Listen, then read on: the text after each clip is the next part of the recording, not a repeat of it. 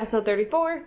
Hello, everybody, and welcome to Into the 99, where we have 99 cards, because Commander's number 1. I'm one of your hosts, Sherman. I'm Hope. I'm Daniel. And I'm Brian. And today, we are going to talk about Chulane. We're telling a story, yeah. Yeah, we're going to tell a story.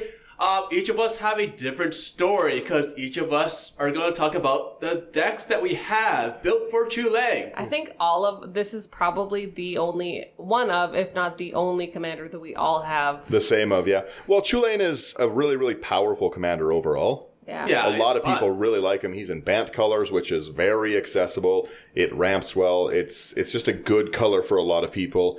Getting into Magic, it's, I think, the best starter tricolor. I have to agree. Just because, like, Chulane, when it's out, you know, it's like, it ramps you, you're playing creatures, which is something that a lot of new players like to, you know, get into. Like, there's not creatures too much. Are fun. Yeah. And creatures are, like, approachable and understandable. Like, this is a guy, and he hits you in the face. Yeah, and the trainer is easy to remember. You have a lot more variety when it comes to creatures than you do with, say, the spells that you want to throw in there. Totally. Yeah. Well, and he's a really good introduction to understanding the stack a little bit better. We'll go into his exact details, but the whole point is that he is a cast trigger, so he happens before anything actually enters, and even if your spell is countered, it will still go off. It's a really, really interesting way to be able to use the stack. So if I cast something, I still have a chance to draw my counterspell before somebody counters. Yeah, so to that end, just what Chulane does also. So Chulane Teller of Tales is for 2, a green, a white, and a blue, and he has Vigilance, and he is, whenever you cast a creature spell, draw a card, and then you may put a land card from your hand onto the battlefield, and his secondary ability, is for 3 and a tap, return target creature you control to its owner's hand, and he's a 2/4 himself, which is nice. The 4 toughness is nice. Yeah. Kind of gives him a little bit of protection. He's at what I think is the best casting cost for Bant. Anything lower is too easy to get out in any color that like includes a green. But this is a deck that can hit land tax very early. This can hit any Llanowars because you're not punished for running those small dorks. They function as your built-in draw engine. He functions as built-in ramp. He's just really, really powerful. I think that if you had put him up in CMC, he wouldn't have been as fun. Yeah. And if you had put him lower, he would be too strong. I think out of all of the commanders, or out of the Brawl commanders, I should say, he's probably the most consistent one that was there. Corvold went up to the competitive tier because he's so easy to ETB and draw. He's got his own trigger. Alila's really, really fun for a lot of people looking for more of a combat thing, and then, or not combat, artifact enchantment. And then Sir Gwen was just I want to get into an equipment. He's a pure steel paladin. That's a great deck as well, but I think that Chulane just functions the best. Chulane's very balanced, I think. It's great because, like, this is another reason why Chulane's great for beginners. It's because you, like, the problem we have with in EDH, it's like with the Soul Ring. Great for early game, late game, not so much.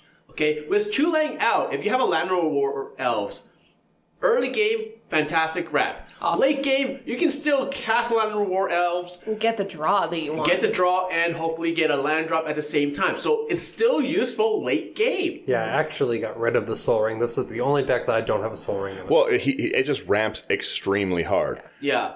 It's just deeply unnecessary. Yeah. Well, and that's the thing. If Llanowar Elves, imagine they printed another Llanowar Elves that was, when you cast this, draw a card and then put a land down, that would be just a staple card. Chulane adds a really, really unique ability onto creature casting, and he functions with everything you need. Like, decks need draw and ramp to win, and he provides everything in one. Yep. He is one of the cards. It's really easy to make a deck and then forget about the commander or not play it. Some people, it's a little too expensive to get out, or I want to... A lot of people have their commander just for the colors. Yeah, I want to get into something else, but Chulane, he's functional to the deck, but he's also super, super important in it because he turns the whole deck on, no matter what route you build him.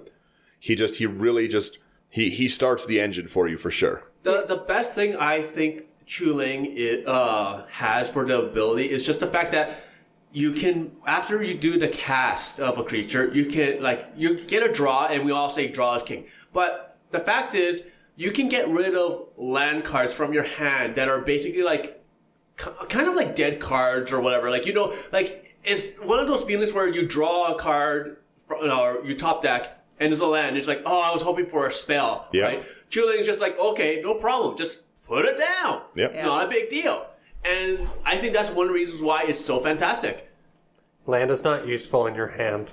Well, yeah. Exactly. But you can't tap your hand. Well, I think that like when I play my Chulane deck, I think the one thing that is I take forever on my turns, and that's I think the leading reason to why I always die. Well, but there can be a lot of triggers to keep track of, and like it's just kind of what Chulane, that's what I was going to say, is exactly that. He really does give you a good introduction to understanding your triggers, memorizing what's going on. There's so many different ways to build them. I build everything while you play it.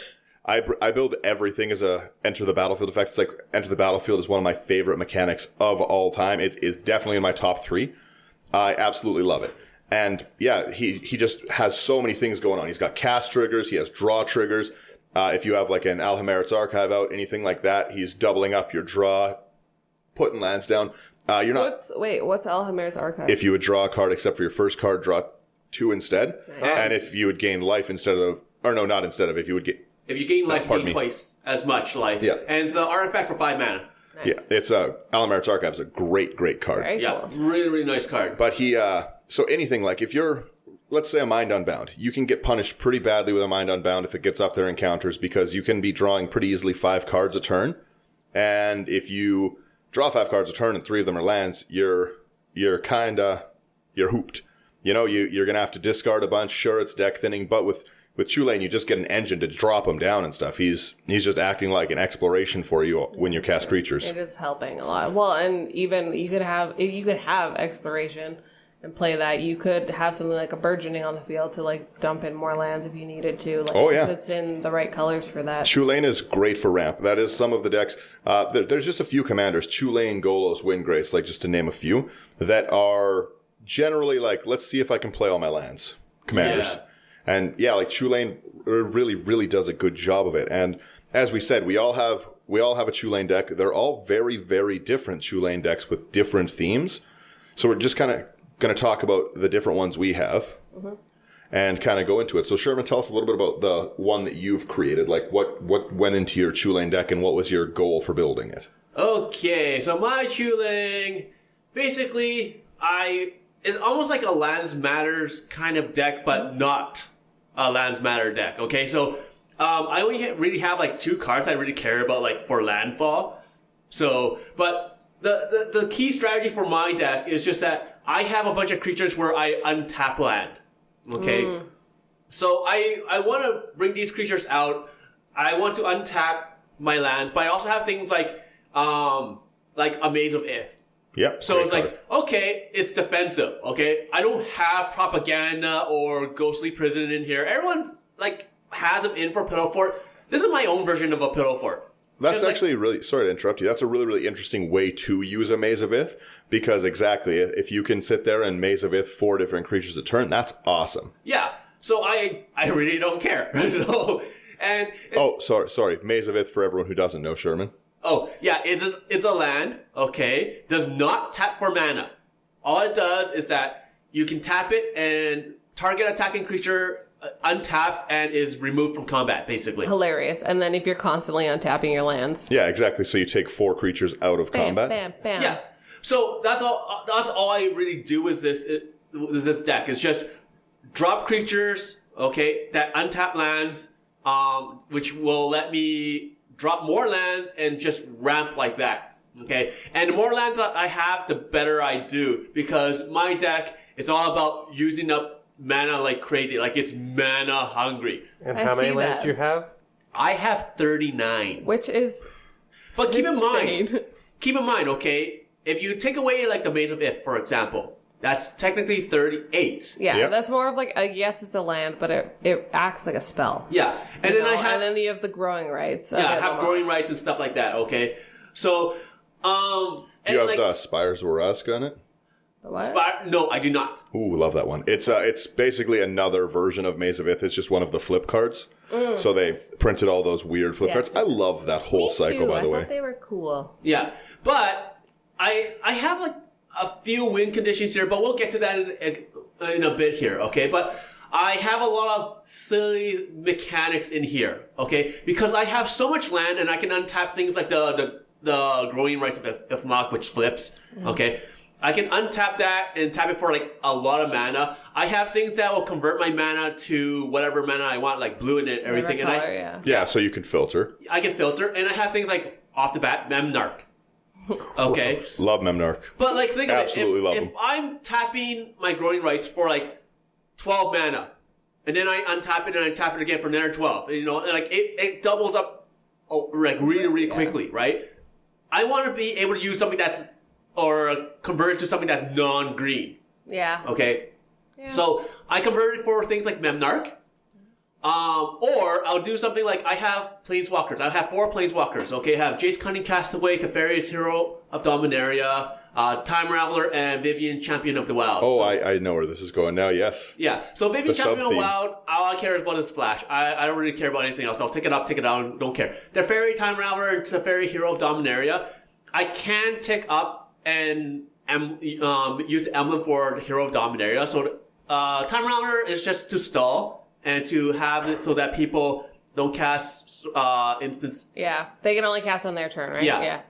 Teferi Hero of Dominaria.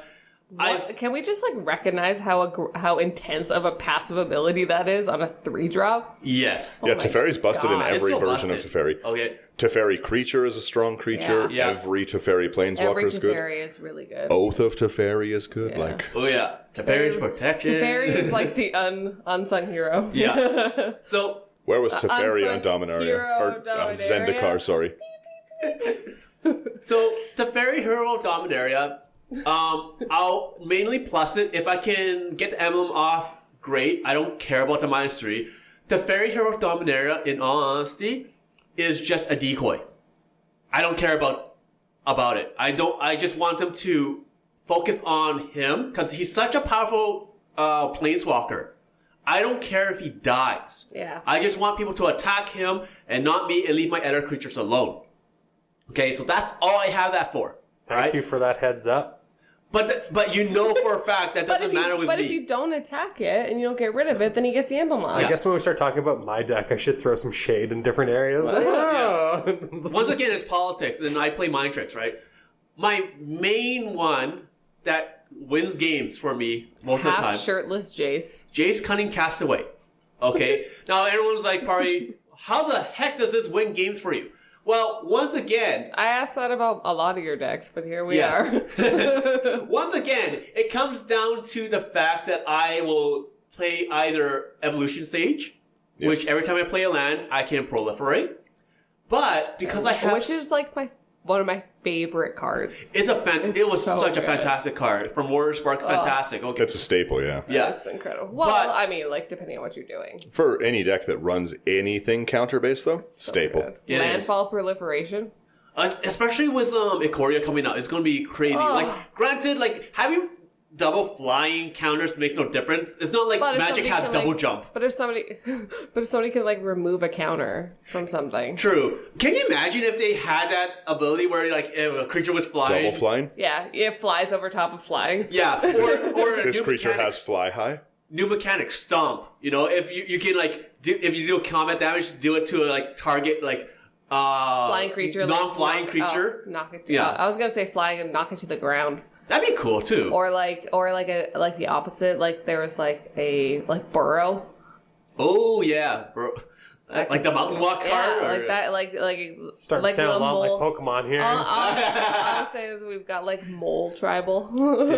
dig. Could you imagine? But with all this mana I have, one of my favorite cards here is called Clock Spinning. Okay, Clock Spinning is a blue mana instant card.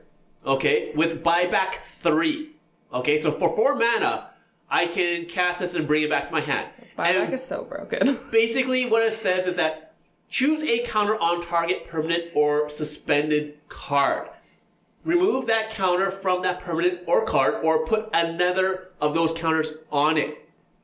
Love it. So what I do with Clock Spin, and this is how I can use Teferi, and people know that Teferi can't be a threat. I can emblem if I want. But I prefer to put it on Jace, because I'll just take up Jace, create a duplicate of Jace, and then do that again and again and again. I've had games where I've had 7 of these. I've had 12 of these. It's silly, right? And it's just fun. Yeah. So, but that's one of the win conditions that I have there. I have the obvious things like Blue Sun Zenith. Yeah. You know, with Ladman. The huge mana dumps. Yeah. Yeah. That stuff, whoop-de-doo, don't care. You know. But I mean, it's good to have the option. Yeah. You know? Like just because something's like standard Yeah, to some end doesn't mean it's not. It's worth like a having. common thing that we see. Yeah. Yeah, it's not a big deal. Like I know it works. I put it in. Tried and true. Tried and true. And like sometimes I'll just use it just to dig further for mine, right? So it's not a And big deal. sometimes you just need to end the game because it's just time. Yeah. So and then I have things like Karn's Bastion to help proliferate as love that. well. I love that land also. What a great land. I have Shalai, Voice of Plenty. Oh, love her. So it's Shalai is a 3 and a white for a legendary creature angel. It's 3/4 flying. You planeswalkers you control and other creatures you control have hexproof. And for 4, like what an awesome angel. It's a great card. Her Okay, mana dump. Yeah, and it's a 4 green. Put a 1/1 counter on each creature you control. So once again, huge mana dump. Yeah. Okay, I do not have Seymour Muse in this deck because Brian buys them all. in all honesty, yes, that is. I only have one Seymour Muse. Yeah, because he buys them out of every single store and he gets her before you. Yeah. So instead, I went for a budget substitution. Okay. I honestly think it's a better one. It's a great card, but people don't run enchantment destruction. Yeah. So, and this is Quest for Renewal. Quest for Renewal is a 1 green enchantment. Whenever a creature you control becomes tapped, you may put a quest counter on Quest of Renewal. As long as there are 4 or more quest counters on Quest for Renewal, untap all creatures you control during each other player's untapped step. Okay? Since I have Brian's ready to invest, I saw it.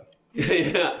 Since I already have a bunch of creatures that are tapping to untap lands, it basically kind of acts like that. And then at the same time, if I have things like my Maze of Ith out, I can buffer that again. You know, where like people attack me, I say no. People attack me again, I say no. And then I can proliferate constantly because of that as well. Yeah. Well, you can also politics with it too and save someone else. Yeah. It gives you a lot of options. And it's a 2-drop, which is wild. Which is really great. It's uncommon too. It's like like 50 cents to $1. Yeah, actually, it's uncommon. Sorry, my bad. Great card though. I really, really like it. Oh yeah. It is also in mine. Well, and like you said, like I've seen you go off with that. Like I said, I've only played against your Chulane deck, I think once or twice. Yeah. But I saw you go off with the Quest for Renewal, and I'm like, well, this is just how we're doing things now. It was nearly impossible to hate you. Yeah, it's silly, you know, and then I was trying hard. Yeah, and that's the thing. Like people are like, okay, like if I get rid of your Maze of Ith, no big deal. Okay, sure, I don't mind, you know, because I'll have something called Sandworm Convergence, which is a 6 green enchantment. Once again, creatures with flying can't attack you or planeswalkers you control, and then which is like a personal attack on me, just so you know. Yeah, I know. But at the same time, at the beginning of my end step, I create a 5/5 worm creature token, but I combine this with something called Island Sanctuary. Okay, this is an old card. It's a white enchantment, 1 and a white, and I can skip my draw. I skip my draw phase basically. Okay, until the beginning of my next turn, only creature with flying or island walk can attack me. Okay, so. I can only use this ability during my draw phase, yada yada yada, and I can only do this once per turn. With Chulane, I don't care, because it's already letting me bounce a creature, throw it back down, I draw, and I can place a land. So my card draw is already there. I don't care if I skip my draw. Yeah, that's not an issue. So if I have both of these out, all you can do is attack me with something with Island Walk. once again, I don't care. No, but nobody plays Island Walk. Yeah, well, they barely do. So, You so rarely see walk. Yeah, you rarely see land walks. Yeah. yeah. And then, like, of all these, I have basically... Like, I play Cyclonic Rift. Let's face it, guys. You guys know me. I don't like it, but that doesn't mean it's not a strong card. Yeah, but that is one of my board wipes. Yeah. My second board wipe is the one that I use more often, and that is Thing in the Ice. Very, very cool I one. know. Okay, so Thing in the Ice, for those who don't know, 1 in a blue, is a creature horror defender, 0/4. Thing in the Ice enters the battlefield with 4 ice counters on it. Whenever you cast an instant or sorcery spell, remove an ice counter from Thing in the Ice. Then if it has no counters on it, it transforms. I absolutely hate this card. I like this card. My hatred comes from when we played competitive Modern, and he ran 4 of them. Yeah, I'd still be fine with that. Hated it. So, and basically when it transforms, okay, it's a 7/8, and when this creature transforms into Awakened Horror, return all non-horror creatures to their owner's hand. So it basically board wipes. Yeah. Okay, returns all my creatures, which I don't care because I'll cast them again. Yeah, you're still running it with Chulane. Yeah, and I can get it for 8 damage. But what I do here is I'll cast Thing in the Ice. Okay? Let's say I have Clock Spin in my hand. I'll cast Clock Spin with the buyback. I'll remove 1 ice counter from it, and it's an instant, so it'll remove a second one. So I have to do that one more time, and then I flip it. Yeah, I know. I've seen you do it. Yeah. So, fun times. I know. Look at me in my face. I know. Yeah. And the best is... It hurts my feelings. What? Nothing. You really got to slow that word down there, Sherman. I'm just dying. Clock spin. Clock Spin. Oh. and Awaken Horror. Horror. You said both I don't pretty think I quick. could say that word if I tried. Awakened horror? Yeah. Okay, so, but that's what I do for those, and then like to speed up the process. Sometimes this is one of my favorite cards ever. This is the last card I'm going to talk about, and this is White Mane Lion. Oh, so many people talk all the time about how this is not a useful card. This is so good. This card is the GOAT in a lot of decks that run this. This in Rune especially as well. So good. White Mane Lion is like an MVP card in Bant colors. Yes. Yeah. So White Mane Lion, for those who don't know, it's a 1 and a white. Okay, creature cat 2/2. It has flash. When White Mane Lion enters the battlefield, return a creature you control to its owner's hand. I target White Mane Lion itself. So I'll flash it in, I'll get the draw, I'll put the land down or whatever, and then I'll return White Mane Lion targeting itself. Yep. And I keep on doing this. Yeah, using him as a mana sink is awesome. Yeah. A ramping mana sink, even better. Yeah. So, and that's, like, it's just one of the things that I do to, like... Especially if you can at least keep, like, putting out land. And you're just like, I tapped those lands that I just put out. And I play him again. I draw another card. And that's all I do with it. I just keep on doing that. Yeah. Right? So, especially when I have the lands that have, like, return target land, you know, to... Yeah, the bounce lands. The bounce lands, right? Because I'll play that. I'll play White Mane Lion. Chulane will trigger. I'll play a bounce land. So I'll return 1. And then I'll play White Mane Lion again. And I'll put it back down. So now I have no downside. In my red deck, my red Omnoth deck, I should say. I was gonna say, I'm like, what? I love to play just that bounce land to bounce itself. Every time I'm like, I'll play 4 lands a turn. I'm like, bounce, bounce, bounce, bounce, bounce. So, before I have one more card to talk about. Hit it. People look at me when I play this card and they hate me for it, but it's worth it. I know which one. And that's Emrakul, the Promised End. Love it. Okay. So that is a 13 Our mana Lord cost. and Savior Emrakul. Yeah, 13 legendary Call me creature Emrakul. Eldrazi. Okay. The Promised End costs 1 less to cast for each card type among cards in my graveyard, so Which it can is like be less. my favorite thing. Yeah, I love that. Just because it has graveyard? I just think it's so dope. it's great because like it's great that you You can should lower learn the what cost. Tarmogoyf does. What is Tarmogoyf? That. Yeah, basically. but for 2 mana and it becomes like it's Power like, and toughness. What a good Yeah. boy.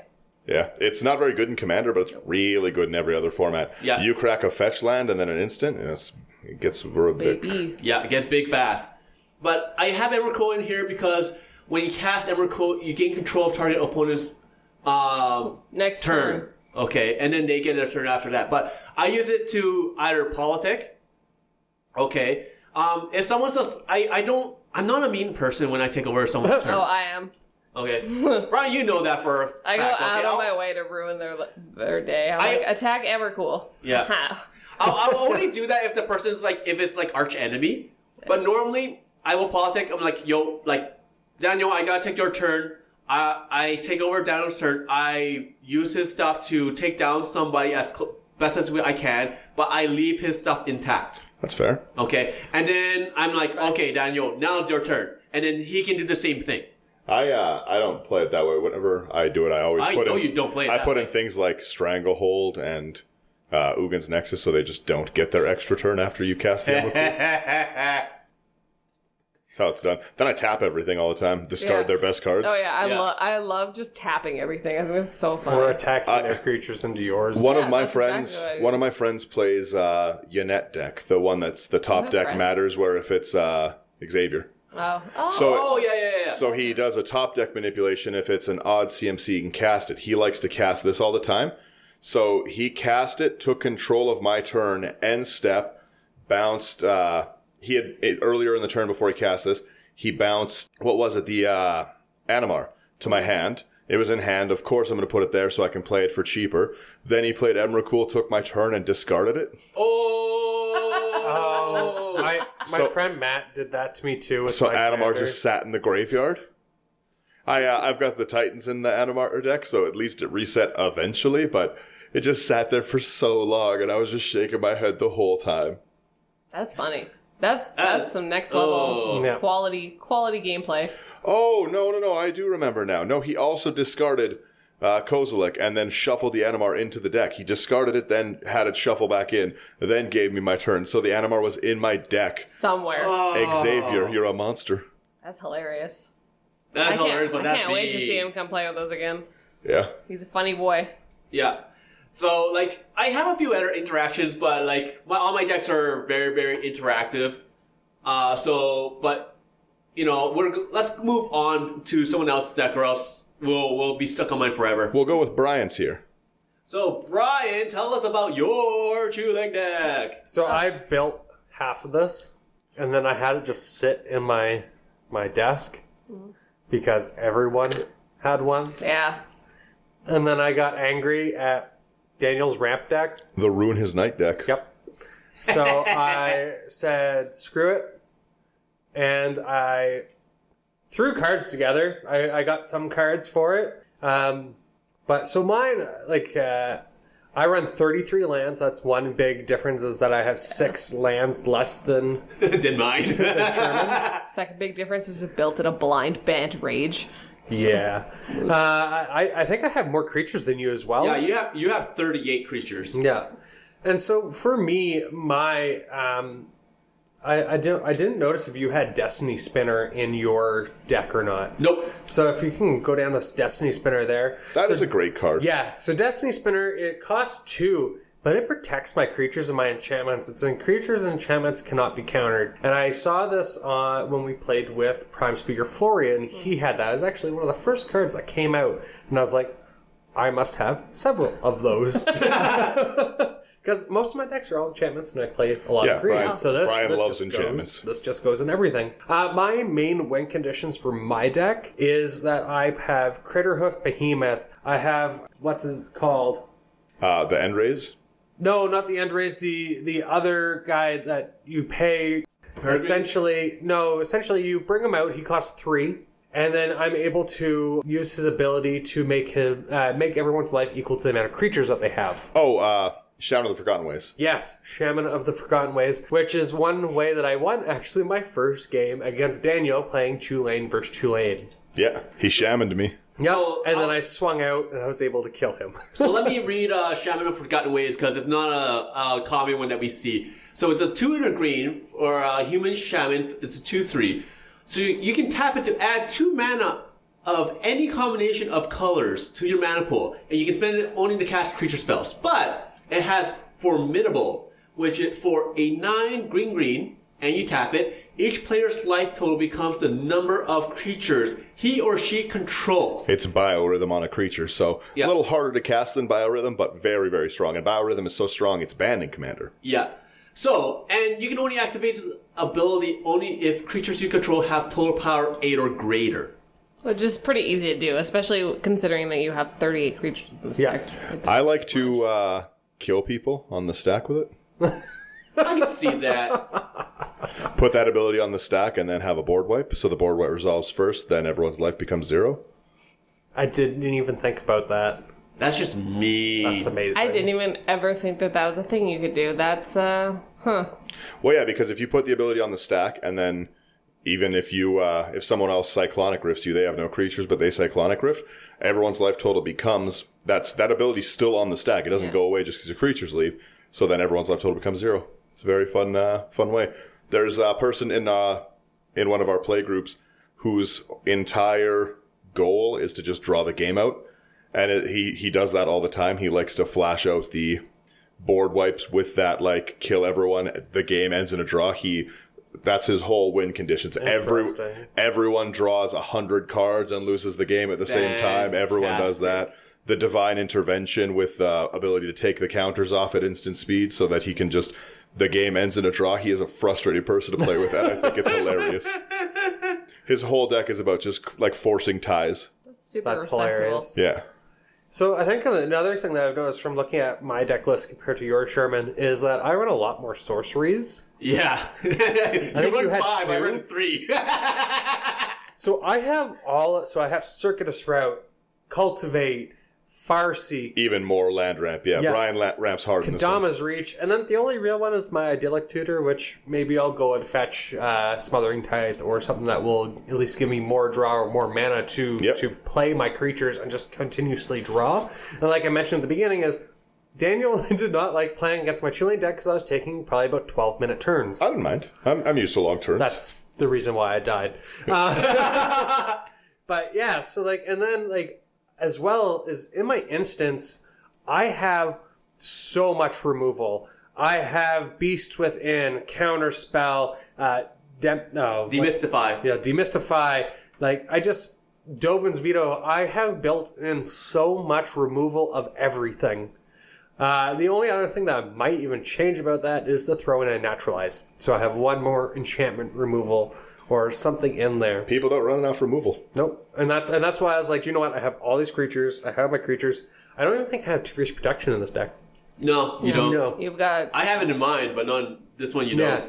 So, but I have built in ways that I should be able to at least take away people's big creatures or you've their got win some responses, conditions. yeah. And that's how I won against Prime Speaker. How I won against Vile Smashed. Yep. Is that he went to stop my win con and I countered it and won the game. Yep. So like I made sure a good amount of counter and control, and like you said, spot removal. It has answers, and you got to build answers into decks. Otherwise, you just lose. Yeah. So like I have enough creatures to enable my draw with Chulane, which enables my land drops. And then I have things that I'm able to either protect myself or destroy other people's board states. And I need to bring this up. Someone found it. I need to bring this up, Brian. We've talked about this many, many times. What is this card doing in here? It's allows me to draw 7 more cards. I don't know what you're talking about. Ginge attacks is OP. Gene Cataxis. Hey, this isn't a group hug deck. This is fine. Okay, fine. Yeah. See, I took it from a group hug deck to a deck that I actually want to win with. Yeah. In everything you do, you have to just say, maybe this is a group hug one. That's what I did with my rune during the game. I was sitting there bouncing. I was like, maybe it's my group hug rune. It's not. No. I will never fall for that again. No. Never fall for those tricks. Actually, last night, as I was going through and I was kind of working out what I wanted to kind of do with this deck, there's one more card that I added in called Purity. Yep. Love it. So I will stop all the combat damage dealt to me and I'll gain that life. Purity is a good card. Purity is great. So, I'm going to read Jin Cataxis real fast here for those who don't know what it is, even though we've mentioned it many, many times. I don't think we've actually We have never explained it, but we've named it a bunch. Yeah, so it's 8 blue, okay, is a legendary creature Praetor. It's one of the Praetors. One of the Praetors! 5/4, flash. At the beginning of your end step, draw 7 cards. Each opponent's maximum hand size is reduced by 7. Love it. So, and remember... And every turn I draw 7 cards. Yeah. And then you're just top decking. Like everybody else is just top decking, and it's just the absolute worst, and you're dead to me. And he had this in his group hug deck. That Praetor... As a win con. That Praetor does need to be answered pretty easily. If you don't answer it, then it gets pretty out of hand. For every full rotation, it can really, really gimp someone. Yeah. Yes. And actually, one of the creatures that I want to get out in a game is Lightkeeper of Emeria. Yep. So if I can bounce her and I have all this mana and then land and just be able to cast it. So she costs 4. 3. And she has multi-kicker for 1 white. And every time that she gets multi-kicked, I gain 3 life. Yeah. So if I'm able to play so her... you've got all this land and you bounce her and then you keep kicking her and just gain tons and tons and tons of... Do you have an Aether Flux in this deck? No. So, purity for everyone who doesn't know is any spell or ability that would deal damage to you. It is non-combat. It's got to be... They can't do it with combat, but you just gain that life instead. It prevents all non-combat damage and gains the life. Yeah. Protect me from Moguses. Now, another thing, instead of the Emeria one, I meant to mention this to you the other day. Have you seen Loxodon Life Chanter? No. What is that one? It's an elephant. It is a 6 mana. When it enters, you can have your life total become the total toughness of creatures you control. Which is pretty big, but you can also pay 6 with him, and in Chulane you've got the mana for this. Yeah. Loxodon Life Chanter gets X till out of turn, where X is your life total. Oh. So you can activate that in response to its ETB, and then make it like if you have 40 life, he becomes a 40/40. You gain 40 plus the toughness of every other creature you have. That's nice. It's a cool card for sure. That's insane. I like that big elephant. Strong elephant. Yeah. Strong elephant. Very strong, very strong. Big elephant Big for sure. strong. I run him in Rune for that reason. So strong. So that I can mega, and he's on theme. He's, as Dean put it, part of my Babar deck. Does he know that Rune is a rhino? Yeah, but there was rhinos in Babar, I'm sure. Yeah, there was, because that was Wasn't the king a rhino or something? Rune's the king.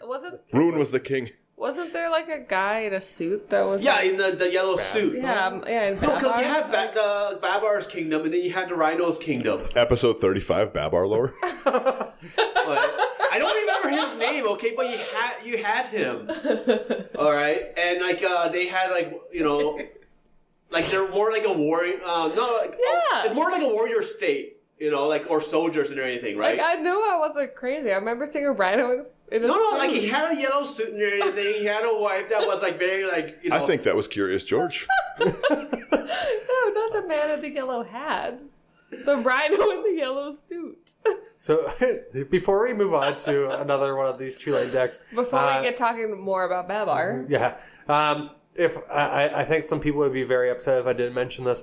The Thorn Mammoth should be respected. Yeah, you gotta run the fight. Respect the Oh, elephant. Every time a creature comes into play, Thorn Mammoth fights another creature. The fight elephant. Yeah. Mm-hmm. Big respect, man. and it's a 6/6 for 5 green. He is very fun to fight. Yep. Him and the Ultra Brawl Dinosaur, Ultra Apex, Megazord. Megazord. I love all those fight dinosaurs. They're great. Oh, welcome to the Dino Dome. And that's exactly what I say all the time. That's where I got it from. That's from you. I made the I really quickly, I love all of the Ammon Kick gods. So I made each of them, and I made Ronus' entire deck based on Apex Altasaur. And the whole idea of I'm just going to make creatures fight, and I just call it my Snake Dome deck, and it's hilarious. I love to make Ronus fight everything. Ronus fights the world. Yes. Yeah, he does. Yeah, he does. Hell yeah. And he's indestructible. Oh, hell wait. yeah.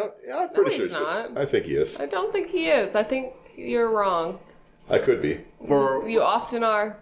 Not going there. So I do have God Eternal Oketra and Ronus in this deck as well. Ronus is Death Touch indestructible. Pretty sure you're wrong. He also, you can make can't attack or block unless another creature has 4. Pay 2 green, another creature gets 2/0 and trample. He's a great What's the medicine. errata on that? No, the errata hit checks out. Ronus makes it fight. Also, if anyone has a masterpiece Ronus, please, for the love of God, sell me it. I can't find one.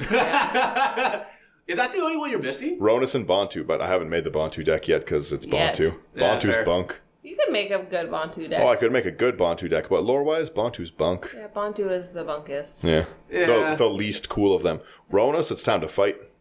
I need also a masterpiece Scorpion I God. like Okendra. Oh, I want one. I haven't even seen that one actually. Yeah, it's a -1/-1 Rakdos theme deck. I know the Scorpion, but I haven't seen a masterpiece one. Oh, it's one of the. It looks basically like the Scarab God. If you look at them from across the table, you won't know what it is. If I put the Scarab God out, you'd be like, that's probably The it. Scarab God, Lux God, That's and part of my tricks. like Scorpion God, they all kind of look similar, and you can't really tell unless you like look at it real closely.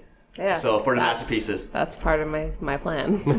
What is your favorite card in your Chulane Tide? deck? If you had it, obviously Smothering Tides, but if you could Heuristic study. Yeah. Both at the same time. Definitely it'd be Smothering Tithe or the Mystic Remora that I picked up. But I have removed, I think all you'd be happy, I removed Cyclonic Rift. It is not in this deck. I don't think it's necessary. No, I don't either. boo to Cyclonic Rift in general.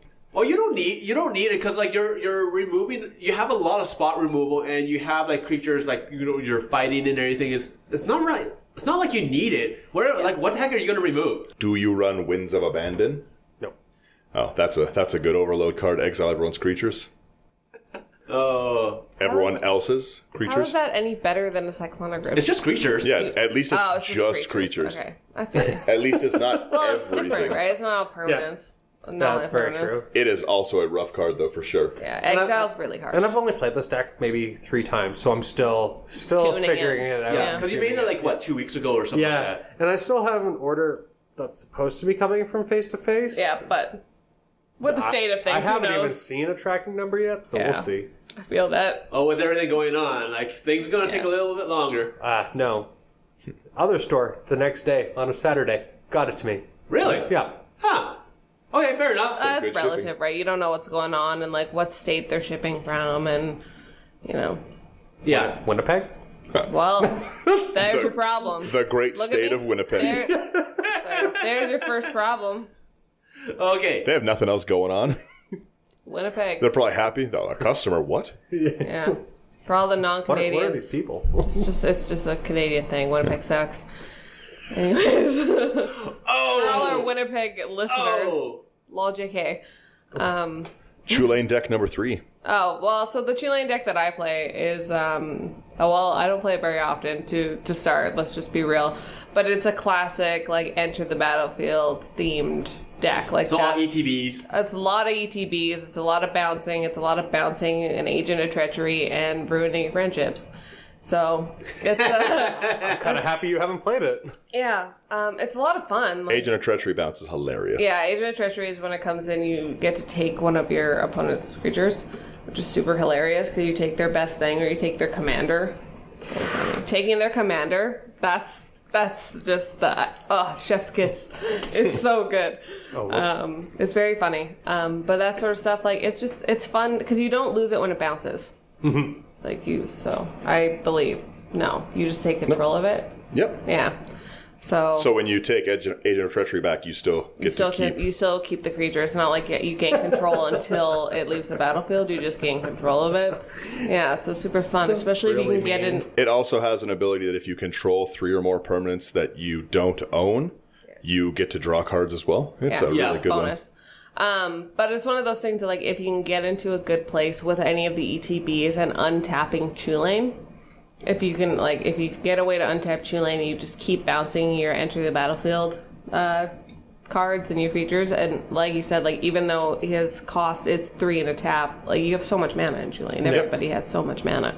Well, and you just bounce it end step. Yeah, exactly. You save just it for the keep doing removal it and just keep crushing it. That's essentially what this deck is. I unfortunately don't have a list up right now, but that's basically the It'll be whole there. deal. Yeah, it's general ETB. General ETB, like. It comes in, it ruins your day. I was going to say, what's your favorite card in it, Hope? Agent of Treachery. It is Agent of Treachery. Yeah. So It's so funny. here's the question, Hey. Daniel. I know you can probably answer this really well because you have both decks. I know Brian, you've played around with this. I've never played around with this before, but I'll Rune and Chulane. Because if you play with ETB, then you pick one or the other. Which one would you prefer? Rune is the better ETB commander. Yes. Now, Because Chulane only gets you only get the bonus from Chulane if you cast it. Well, Bouncing it's not. Chulane, you get it from cast and everything, but Rune is just A, stronger, yeah, and B, Rune flickers creatures. He does not return them to your hand. that's true. Yeah. So if you're trying to ETB and everything, you can save any of your ETB creatures, and you will still trigger it without the mana. So let's say that you want to Virtuous Gearhulk in your deck. Yeah. That's going to cost you 6 mana and 3 to bounce every time. Whereas for me, I pay 3, I bounce it, and it just comes back. I just continuously get it. It is objectively the better for ETB. Yeah. So So- that's also Rune of the Hidden Realm. Yeah, and Chulane is better for different things. Like they're different theme decks. You can definitely build him ETB because he has that ETB ability. Yeah. I just really like the ability to, you cast a Wood Elves in Chulane. You also draw, you get your land, and then you get 2 land from that basically. Yep. You get a nice draw. It's a more I think the Chulane is kind of like Chulane is a safer overall Chulane's like commander. the gateway drug to Rune. Rune does have the potential to be way more aggressive Yeah. overall. And I really like Rune. Like he's good for bouncing things. Like I said, Stonehorn, Dignitary, stuff like that. Making people skip their combat phases, getting my extra things. I've gone against people who are enchantment heavy. I didn't do it to Brian because I still like Brian. But I have a Bane of Progress in that deck that I can just sit and bounce in and out so that you can't get your enchantments. And ooh.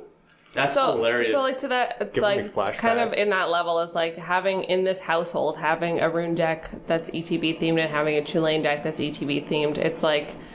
It's just the level, It's like what were we talking about ranking the power levels? Like the Chulane might be a 4, whereas the Rune is a 6. Yep. I can see it's that. just it's just about kind of the goal of the deck, and the Chulane is a little bit more mana heavy, but it also ramps hard, right? So it's it's just kind of about what you're looking for with that. So And I know that Chulane is more beginner friendly as opposed to Rune, because Rune is you have to time things better. Yep. You have to leave the mana up. Chulane, not You have so to much. understand the end step a and little bit watch better. your triggers have a stack. Yeah. A lot of ETBs. And how you're going to They're have definitely different decks. Yeah, well, and even how you're going to have all your triggers resolved. There's just a lot more technical aspects to and understanding different triggers. I think it's just because of the sheer amount of ETBs that can happen and triggers that can happen and the way that you organize them. I think it's a little bit more advanced, especially with flickering, as opposed to just bouncing them playing and it's one thing that's happening.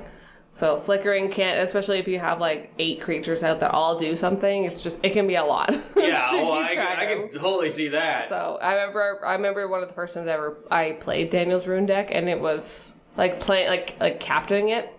It was a lot to take in. I do not like Rune. Fun fact: I have never had anyone tell me, "Hey, that was a fun experience playing against Rune." Literally, even before I edit it up, no one has ever told me they've had fun playing against Rune. It is just a super annoying control ETB deck, and I've never had anyone tell me it's fun. No one's ever been like, "Hey, that was a really great deck. This was a good experience." No one's like, "This was fun." Everyone has basically just been salty. Whereas on the opposite side of that coin, I've never had anyone tell me that Chulane wasn't fun. Yeah, Even Chulane's when fun. I take your commander. Rune, that's literally, I call it my Ruin Their Day deck. I need to play it. I need to play against it. I think you'd think it was really interesting. I think you would think it's fundy. Yeah. Well, it's me. It's when you build your Different types. Gatatig deck and everyone's like, I hate it. I'm like, I need to play against it. And then, unfortunately, we had that little kid play as well, and I kind of... Oh, yeah, I forgot about that. That was funny. That was hilarious. There was just a 10-year-old who was playing with us, and I just was playing Gattac Teague in the game. And I told him, I was like, yeah, this won't be fun. And he's just like, I'm ready for it. He wasn't ready for it. Spoiler alert, he was the least ready for it I've ever seen. Pretty sure he said you were bullying him. Yeah, he did. He did. His parents showed up at the end of the night, and they were just watching, and I was definitely bullying this little kid. He's like, I'll attack. I was like, you can't. And he's just like, well, I'll destroy this. I was like, how? It can't be done. And then he's just like, oh, yeah, he's trying to, well, I'll get rid of the thing stopping me from attack. I was like, razor wire, it won't happen. It gives anything protection from the color of my choice or artifacts. So he's just trying to, every time, he put a bunch of enchantments on things. he was all suited up in his the Tangraph deck, the combat-based one, and he's like, I'll give it to him so he can't do it. I was like, it won't happen. Yeah. But keep in mind, like... Spring cleaning, destroy all enchantments. Sherman's just over there bursting out laughing. Yeah. But, like, you know, the kid said, like, you know, this is bullying and everything, but, like, he was doing all this with a huge smile. Yeah, he was having his parents were laughing so hard. Yeah. So, I was definitely bullying that kid for sure. He was having fun. He was having fun because, like, you know, he's interacting with us. He wanted to see powerful decks as well. And I think too, it's nice for like a kid to be able to play and feel like he's not just like being like everyone's taking it easy on him because he's a kid. Yeah, that's the nice thing about an LGS. But anyone's welcome there. You know, like you can. There's no age to play this game. Like you can be 50, you can be 15, you can have a ton of fun playing. It's all about you wouldn't interact with people like this. Like the majority of people I play with would never be people that would come over to my house to play. Yeah. But we sit down, we have great games. It doesn't have to be people you're super friendly with. Like, if not for Magic the Gathering, there's no way in my life that I ever would have interacted with Sherman or Brian. Yeah, I would have met them. No way. Maybe I would have yelled at Brian on the road. How? Social distancing, people! Like, maybe Sherman, because of, like, maybe I would have found... no, but maybe I might have found you through your job. Just because, like, I'm interested in kind of what you do. But outside of that, like, there's absolutely no way I would have ever come anywhere near you people. Yeah, very, very true. I can totally do that. So we're going to get to the last one. I'm a degenerate, as everyone knows. What? So I actually changed... this deck is something I made with a different commander initially, and then I changed it out because I feel that Chulane is a strict upgrade. I used to play this with Azuri Claw of Progress, but it's Persistent Petitioners. Basically, that's the whole point of the deck. Fast. I will not. So, Persistent Petitioners is a 1/3 human advisor that costs 1 colorless and a blue. It has pay 1, tap, target player puts the top card of their library into the graveyard. Tap 4 untapped advisors I control, target player puts the top 12 cards of their library into the graveyard. And a deck can have any number of Persistent Petitioners. See, he can't even say it once. Yeah. That's what I'm saying. So, some of the things that are in it, I'm just going to go quickly. I'm sure everyone understands that there's more than 30 of these in the deck. Persistent Petitioners is now just referred to as these. So this deck runs a lot of weird things that don't generally function in these colors or function in commanders. So one of them is Wild Parrot's an enchantment. Whenever a creature enters the battlefield, if you cast it from your hand, you can search your library for a creature with the same total power and toughness, put it onto the battlefield, then shuffle. I love Wild Pear. It is a great card. Just for reference. Wow, you have... I've never heard of that card, but that's Wild great Pear's for my fetching. But it makes those. sense. It's very good in elf decks as well, like stuff like that where you're fetching. Everything's 1/1s. Yeah. Lifeline, whenever a creature's put into a graveyard and any creature is in play, return that creature from the graveyard to play at the end of the turn. That's awesome. Yeah, so if somebody board wipes my stuff, then they just come back. I've never heard of that card. That's dope. What does it cost? Is it blue? Lifeline, it's an artifact. What? It's a great card. It's generally run in the like aristocrat themed. What does it cost? Like money wise? No. No. Five colorless. Okay. Yeah, it's a very cool card. Yeah. So they would board wipe, you would tap, they would mill, Yeah. they would come back. Yes. If you have a single creature. And you can tap the Persistent Petitioners. Oh, nailed it. You can tap them the first turn they come out because they're not a tap ability. Their ability is to tap themselves. I run Quest for Renewal, obviously, because you want to untap things. I have a Seedborn, of course. Same thing. Kefnit's Monument. Buy them. You found them? We had them. Yeah, this was before me. Kefnit's Monument, because awesome. Blue creatures are 1 less. Whenever I cast a creature spell, target creature an opponent controls skips and untap. That's pretty good. Do you run all of them? All the monuments? No, just this one, because there's like almost only blue creatures. Okay. So I run Leyline of Vitality so that I gain some life when creatures enter as well. It makes them a little bigger for blockers. Again, they're already pretty good blockers. 1/3 at 2 mana is pretty solid. A card that I don't think functions in any way in EDH very well is Wood Sage. It is a druid for 1 blue, 1 green, a 1/1. Tap, name a creature card, reveal the top 4 cards of your library to all players. If any of those creatures are the named card, put them into your hand, put the rest into the graveyard. Yeah. Makes sense. So I can constantly draw the petitioners with it. I have the draw engine from Chulane, which is wicked. Angel of Glory's Rise for if I do get board wiped. When it enters the battlefield, exile all zombies, then return all human creatures from the graveyard to the battlefield. Oh, great. So good recursion. What a weirdly specific. Yeah, I'll never play zombie. Clearly, never play my zombie deck against. But you have human At the advisors. same time, I think zombie is It's the most common token. So Yeah, most common token and most common tribal. yeah. Field of Because the they Dead have Me Now. So many lords. I run Doubling Chant, which is green sorcery, 5 colorless, 1 green. For each creature I control, I can search my library for a creature card with the same name as that creature and put it onto the battlefield, then shuffle. So if you have like 6, you get 6. I have Rally the Ancestors. Mill a bunch. Rally the Ancestors, X and 2 instant. Return each creature card with CMC X or less from the graveyard to the battlefield. Exile them at the beginning of the next end step. So I can, for 4 mana, go berserk on it if people have milled me or anything like that. I can bring back potentially 40 petitioners and power mill the table at instant speed. It's a great card. What's the fastest win that you've actually milled someone out with? Well, I have Illusionist Bracers in here as well. So if you put Illusionist Bracers on, every time you tap 4, you mill them for 24. Yeah, because it's active. It doubles your activated ability, basically. Yeah. Also, their ability will automatically activate the quest for renewal. So every turnaround, you can do that. So even if you're playing a 4-player game, you mill 12 on your turn, 24, 36, 48 cards from one player who's problematic. Brian plays mill, spreads it out. Not me. Targeted hatred. Well, because then only one person's mad at you. Not You mill one person at a time. I have Beast Whisperer whenever I cast a creature spell. Also draw a card. Just going through, there's just so many persistent petitioners. And keep in mind, everyone, like he can search for things, bring them back and everything, and he's not in black. Yeah, exactly. It is a good tutorable. Another card that doesn't super function well in non-EDH decks, Faces of the Past. It's a blue enchantment, 2 and a blue. Whenever a creature is put into a graveyard from play, tap or untap all creatures that share a type with it. So if you accidentally mill one of your creatures, you can then tap them all. Well, if I have a way to sack it or somebody tries to kill one. Yeah. I run Clone Legion because Chulane ramps so hard, and then I can just make all my persistent petitioners again. Is a great card. Dramatic Reversal without Isochron Scepter, just Dramatic Reversal to untap all my permanents.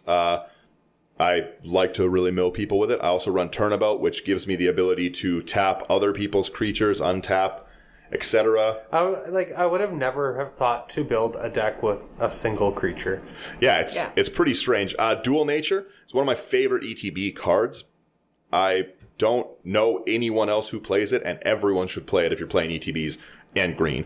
It's 4 colorless green for an enchantment. Whenever any creature comes into play, so it does work for your opponents too, its controller puts a token that's a copy of it into play. Whenever a creature leaves play, remove all tokens with the same name as that creature from the game, and when Dual Nature leaves, remove all creature tokens with it from the game. Creature tokens created with it. We gotcha. Yes. But yeah, so things that double up the persistent petitioners is a very, very big theme in this. Yeah. Then also things like Remembrance, another white enchantment, 3 colorless and a white. Whenever a non-token creature I control is put into a graveyard, I may search my library for a copy of that creature card. If I do, reveal it, put it into my hand, and shuffle. Yeah, fantastic card. It's so fantastic. I run Dusk and Dawn in this, which is the split card, destroy all creatures with power 3 or less, which doesn't hit a single card in this deck. But the Dawn part. And the Aftermath, return all creatures with power 2 or less from my graveyard to my hand. So I can just power pump them out. Once upon a time, everything and then bring back all your stuff. Once upon a time, I just really, really like it. It's if you get it out early, everyone knows what it does. Progenitor Mimic, obviously. Nantuku Shrine. I was telling Sherman about this earlier. Yes. It is another enchantment. So a lot of weird enchantments. It's 1 colorless green. Whenever a player plays a spell, that player puts X11 green squirrel tokens into play, where X is the number of cards in all graveyards with the same name as that spell. Fun. I like squirrels. Yeah, so if somebody hits it, it's happening. I'm going through my deck. I have a Cavern of Souls in here. I don't know why. that tilts me a little bit. And then just the general. It's just general ETB, and then I also run. So you have removal, but not enough removal. That's it's a different kind of removal in a sense, you know. Yeah, I have deck removal. Yeah, that's sometimes better. I really like to run things in a really straightforward path for a lot of my decks. This deck isn't meant to answer everything. If somebody has hexproof, well, then I'm going to attack them with like 51-1s, I guess. Yeah. and really hope that works. Because I don't try have... for that commander damage. Yeah. yeah. Who's swinging with Chulane? I swing with Psy, and like 1 damage, and everyone's just like, okay, I take 1. What Really do you chip do? away. I also like to run things in that deck that are similar to the Alhamerit's Archive. Any cards that whenever I draw an extra card instead. Yeah. I had a Consecrated Sphinx in here, but I just took it out because I was overdrawing myself by a lot. Because all these are 2-mana creatures, right? So, like, even early, it says Chulane off, but, like, when I have, like, 10 mana later on and I'm dropping 5 of them a turn and drawing every time, I had a Thrumming Stone. I took the Thrumming Stone out because it's just too much to ripple through the deck and put them all in. And I don't know, I might put it back in. But Thrumming Stone is great for any deck that runs the similar, like, your Relentless, your Relentless Rats, anything like that. But, my Chulane deck is, like I said, it's a very, very straightforward thing. I'll be streaming a game tonight, so the podcast will be live. It'll be up, not live. The live versions don't come out for everyone early. This is in the future. But yes, the game I play tonight, they will be unsuspecting of these Chulane Persistent Petitioners because I had totally forgotten about this deck, and I'm really, really excited to power mill this group and see how they respond to it. You're like, we never want to talk to you ever again. I'll be enjoying watching. Yeah. I do also run a few target draw spells, or everyone draws, because people do have graveyard resets like the Titans and everything. So if I know they have it, I will go to full mill them and then Temple Bell them, so that they on the reset have to draw and lose the game. That's actually quite smart. Yeah, you got to have targeted draw if you're running a mill strategy. Yeah. But yeah, there you have it. That's our 4 Chulanes. We'll have the deck They're lists. all very different. Yeah, we'll have the deck lists up later. I think it'd actually be very fun at some point to get a stream play going. all of us? Yeah, to Chulane. Chulane. 4-way Chulane. I will exile Chulane, but what? Which one? Yeah. Who was Chulane? Roll the dice. We let fate decide. So Chulane won. Yeah. Which one? Congratulations. But yeah, just to really summarize, I do think that Chulane is a great introduction to a 3-colored commander. His ramp ability makes it so you don't need to spend just a ton on a mana base to get it going. You don't need to... I don't think I have any duels or shocks or anything in this deck. It's all pretty straightforward with stuff like just normal lands, because once I hit 2 or 3 lands, You're good to go. Yeah. That's why I took out like the Seaside Citadel. Yep. I took out anything that enters the battlefield tapped. Yeah, well, that's... I don't want that. My deck runs mostly non-basics, and it might have some non-base, or basics, not non-basics. It might have some in it, but I have like a lot of things that are...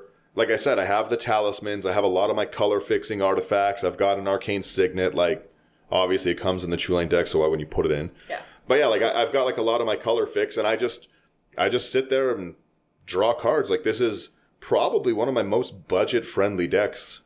Which is amazing for you, I have to say. Yeah. I don't know how budget-friendly, but... Actually, How much is a petitioner? I don't know. It can't be that like much. 5 cents?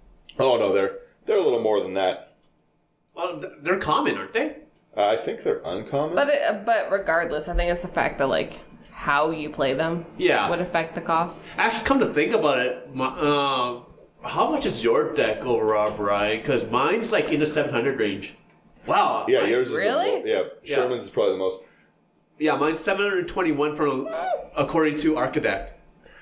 But Mine might be a little bit more because no, but in Architect, like it doesn't realize that my Consecrated Sphinx is a masterpiece. Oh, and that's things along true. those lines. So oh yeah, it's but not same taking with, same with my things like my Jace. I don't have this one. I have the whatever Special one. the special one, right? The petitioners are only 75 cents. Yeah, so That's not bad. So he's bad. pretty budget, I'd so say. it is, yours is pretty budget. If you take out the Lifeline, because I think that's one of the pricier cards, I think it's like only like 10 or 12 bucks. But most of the things in the deck are pretty cheap. Like I might have a tropical island in it, but I doubt it, like I said.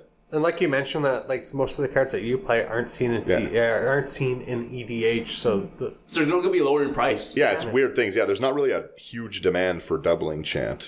You know? Or Wild Pair even. Wild Pair is not that expensive. Yeah, Wild Pair's a cool card, but you have to have things that match it, otherwise you have dead drops and a 6-mana enchantment that's doing nothing. Yeah. Well, that's why like it works in my dragons, because so many dragons are 4/4s, 5/5s, and 6/6s. Yeah, exactly. It fetches different things. But yeah, like it's just I don't know, I wanted this deck to the reason it worked so well with Azuri is because all of them triggered as counters. So even if I couldn't mill things, I could still swing for like 40 petitioners.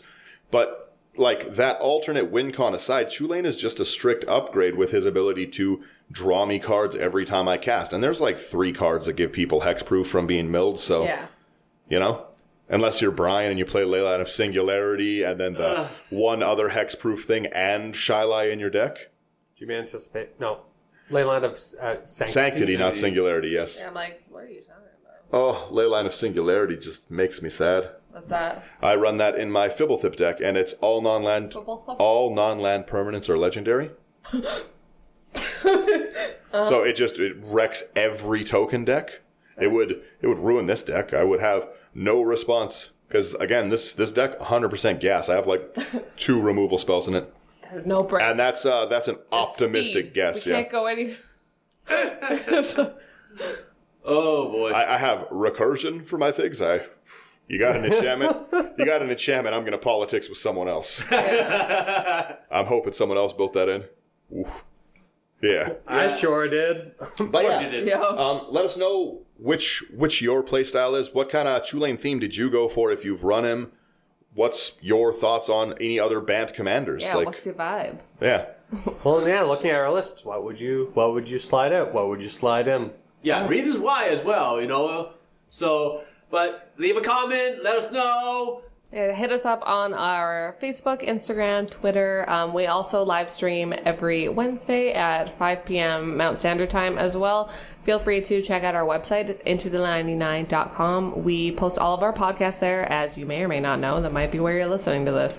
As well as we have blog posts and interactive contact forms. So if you're interested in getting in touch with us or maybe joining in on our streams, feel free to give us a contact Brian. Brian does all the scheduling for the streams. We love to play with the fans. That's been the one good thing about the social distancing that's been going on, is that it's been really, really interesting to be able to reach out and play with some of the listeners, play with some of the other people in the Magic community who we never could have interacted with before. Yeah, it's amazing. Even like when this is all said and done, I still want to continue doing it because I would never have played with Florian in Germany. Yep. Yeah, that's crazy. And seeing the different metas from here to there.